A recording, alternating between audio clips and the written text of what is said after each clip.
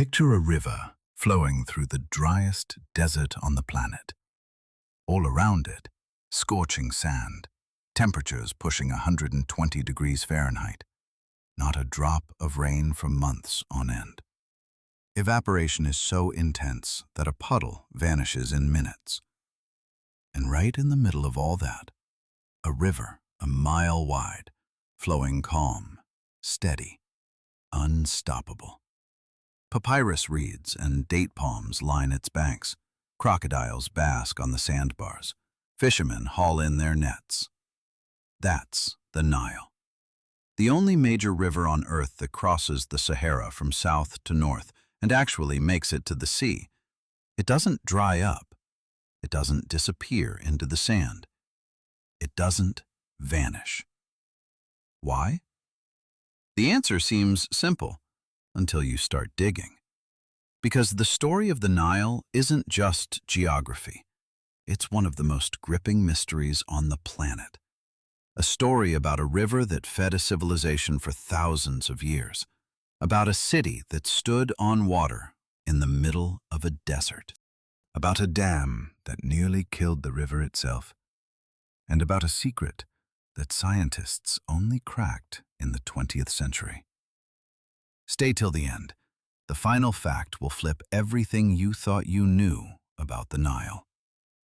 Most rivers in the northern hemisphere flow from north to south, down from mountains and cold latitudes toward warmer seas. The Nile flows the other way, south to north, from the heart of Africa across the desert into the Mediterranean. The ancient Egyptians took this as proof that the Nile was something beyond an ordinary river, something special, something that broke the natural laws everyone else lived by. And they were right, just for the wrong reasons. The Nile flows north because of how Africa is shaped. The interior of the continent sits higher than its edges. Water drains away from the central highlands toward the coasts in every direction. The Nile is simply the channel that chose the longest route to the sea. The length of the Nile is roughly 4,100 miles. It's either the longest river on Earth or one of two contenders for the title, depending on exactly how you measure the Amazon.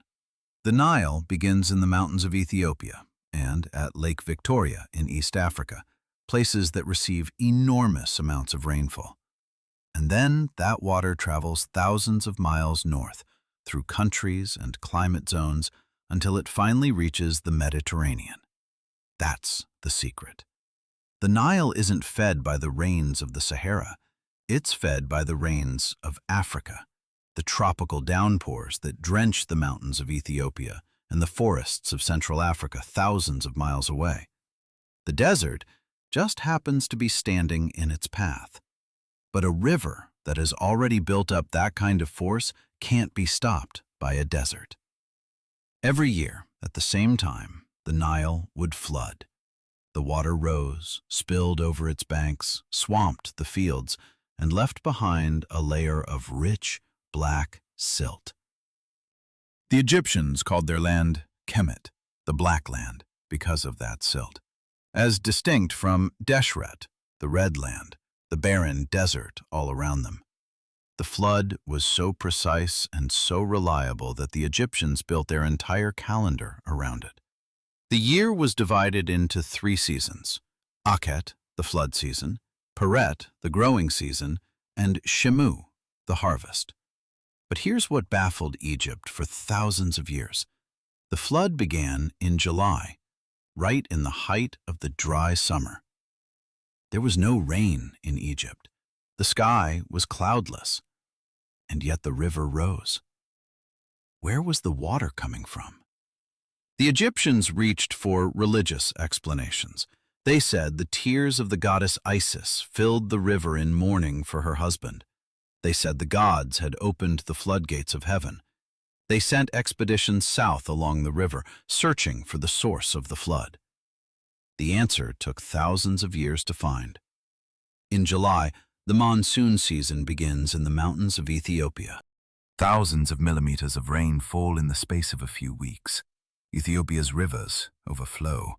The Blue Nile, the main tributary that carries roughly 85% of the Nile's water, turns into a raging torrent. That water runs downstream and reaches Egypt a few weeks later as the famous annual flood. The Egyptians were watching the effect. The cause was thousands of miles away, in the mountains of a country they knew about, but didn't understand. On the banks of the Nile in Sudan stands the city of Meroe. Today, the place is known to visitors for its pyramids. There are more of them here than in Egypt. Around 200 pyramids, steeper and narrower than the Egyptian ones, rise straight from the desert at the river's edge. But the pyramids aren't even the most fascinating thing about Meroe. Meroe was the capital of the Kushite kingdom, one of the greatest civilizations in ancient Africa, about which most people know almost nothing. The kingdom of Kush existed for more than 1,000 years. At one point, Kushite pharaohs conquered Egypt and ruled it for roughly 100 years. The 25th dynasty of Egyptian pharaohs, who were in fact from what is now Sudan. But here's what's remarkable about Meroe in the context of our story. The city flourished in the desert not simply because it sat beside the Nile. The people of Meroe developed a sophisticated system of water collection and irrigation that let them grow grain at considerable distances from the riverbank. They built hafias, enormous artificial reservoirs to collect rainwater during the rare rains. Some of those hafias still exist today, 2,000 years after they were built. The Kushites understood something that modern engineers only rediscovered in the 20th century. In the desert, rain is rare, but when it comes, you have to catch every drop.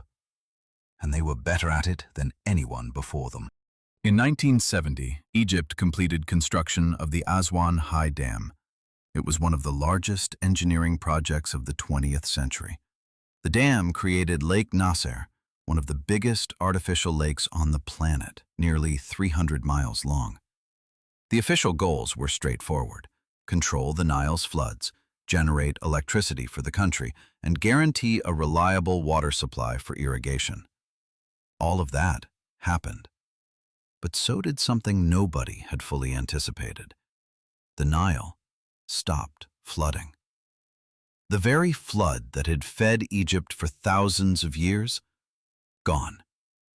The rich black silt the river carried to the fields each year now settled at the bottom of Lake Nasser. It never reached the Egyptian farmland anymore.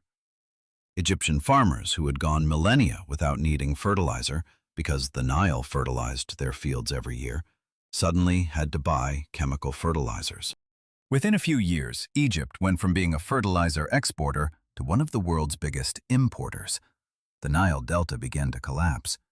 Without a steady supply of silt, the sea started eating into the shore. Some islands in the delta have lost a significant portion of their land area in the past 50 years, simply swallowed by the Mediterranean. Fish populations in the Mediterranean off Egypt's coast dropped sharply. Because the silt the Nile used to deliver fed the plankton that fed the fish, the chain was broken. The Aswan Dam solved some problems and created others, ones that Egypt is still working through today. And here we arrive at the most extraordinary twist in the whole story. In the 1990s, scientists studying Earth's climate history made a discovery that turned everything we thought we knew about the Sahara upside down. It turned out that roughly 10,000 years ago, the Sahara was green. Not slightly green, literally a savanna, with rivers, lakes, and abundant wildlife. Where one of the driest regions on Earth now exists, giraffes once grazed, hippos wallowed in rivers, and people lived in permanent settlements by the water. This is called the Green Sahara, or the African Humid Period. It lasted several thousand years. Then the climate shifted again.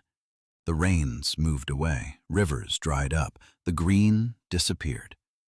People headed toward the Nile, the one water source that remained. And this is where the truly staggering idea hides. Egyptian civilization, one of the greatest in human history, didn't emerge simply because people decided to settle by a river. It emerged because the desert pushed them there. The Sahara created Egypt. When the green Sahara vanished, thousands of people faced a choice: move toward the Nile or stay behind in a land that was dying.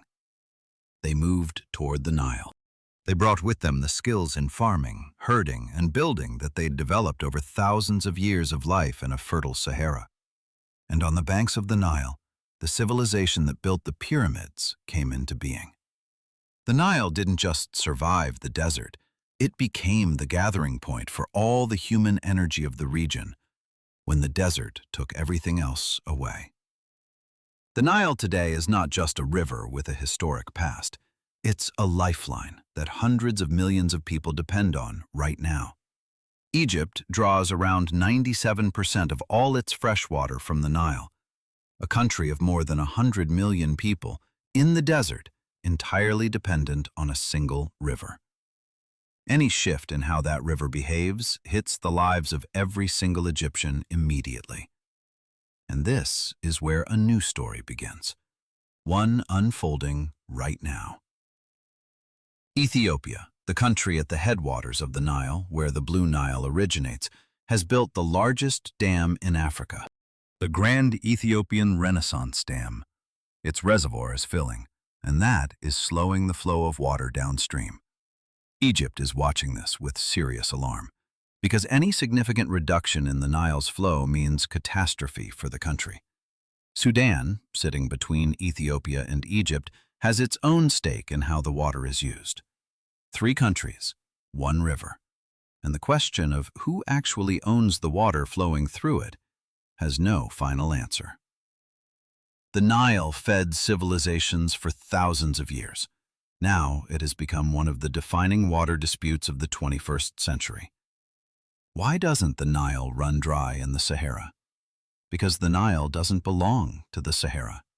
It belongs to all of Africa at once, to the mountains of Ethiopia, the rainforests of Central Africa, the lakes of East Africa. The Sahara is simply part of its route, a long, scorching, punishing part, but just a part. The Nile is a messenger. It carries water from places that have too much of it to places that have none at all.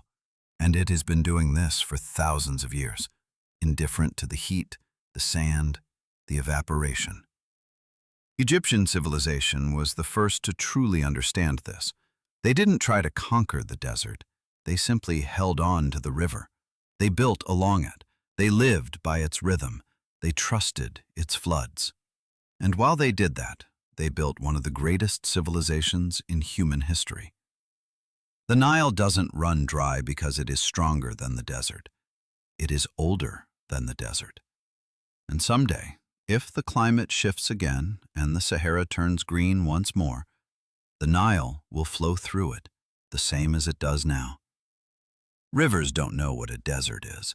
They know only one thing: which way to flow.